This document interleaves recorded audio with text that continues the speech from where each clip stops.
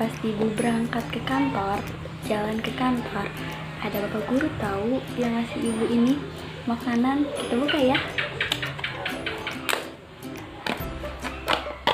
Nah, ternyata makanannya ada beng-beng juga nih. Iya, ini bentuknya apa ya? Ada yang tahu ini bentuknya apa? Ya, benar, ini bentuknya lingkaran. Nah, sekarang kita akan belajar tentang materi lingkaran. Assalamualaikum warahmatullahi wabarakatuh. Nah, halo anak-anak, apa kabar? Gimana kabar kalian hari ini? Insya Allah sehat-sehat ya. Nah, materi kali ini yang ibu akan sampaikan yaitu tentang lingkaran dan unsur-unsur lingkaran. Ayo kita belajar. Nah, sekarang kita belajar lingkaran dulu ya. Nah, lingkaran, tahu gak apa itu lingkaran? Lingkaran adalah kumpulan suatu titik pada bidang datar yang jaraknya sama terhadap suatu titik tertentu. Ayo, siapa nih yang mau kasih contoh bentuk-bentuk lingkaran yang ada di rumah kalian itu apa aja sih? Misalnya, apa coba, ayo. Nah, bener ya yang tadi kamu bilang. Ternyata bentuk-bentuk lingkaran di rumah kita itu banyak. Ada piring, ada jam dinding, ada hula hoop, ada roda sepeda, dan masih banyak lagi.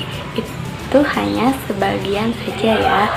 Pasti masih banyak yang ada di lingkungan kalian berbentuk lingkaran. Kita ke materi yang kedua, yaitu unsur-unsur lingkaran.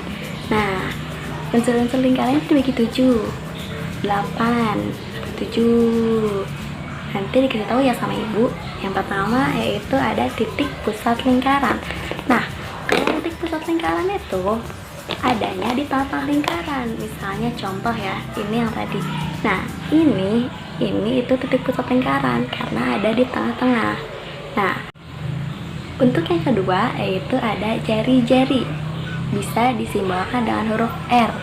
Nah, jari-jari simbol huruf R-nya yaitu radius ya. Jadi kalau di tengah-tengah lingkaran itu kan ada titik pusat. Nah, kalau di dekat titik pusatnya ada huruf R, berarti itu jari-jari. Nah, jari-jari adalah garis lurus yang menghubungkan titik pusat lingkaran dengan suatu titik pada lingkaran. Yang ketiga yaitu ada diameter. Nah, diameter adalah garis yang menghubungkan dua titik pada lengkung lingkaran dan melewati titik pusat lingkaran. Yang keempat yaitu ada busur lingkaran. Nah, busur lingkaran adalah garis lengkung bagian tertutup. Nah, bagian tertutup berarti tertutup ya pada lingkaran. Bagian tertutup yang ada di lingkaran gitu ya anak-anak. Yang kelima yaitu ada tali busur. Tali busur adalah garis yang menghubungkan dua titik pada lingkaran tetapi tidak melewati titik pusat lingkaran. Nah, kayak gitu ya. Tidak melewati titik pusat lingkaran berarti nggak melewati sebelum titik pusat lingkaran ya. Yang keenam yaitu ada tembereng. Tembereng adalah bagian yang dibatasi oleh busur dan tali busur. Sedangkan juring lingkaran yaitu bagian yang dibatasi oleh busur dan dua jari-jari lingkaran. Nah, untuk yang terakhir adalah apotema yang ketujuh. Apotema adalah bagian terpendek tali busur dan pusat lingkaran. Berarti di antara tali busur sama pusat lingkarannya itu apotema paling pendek.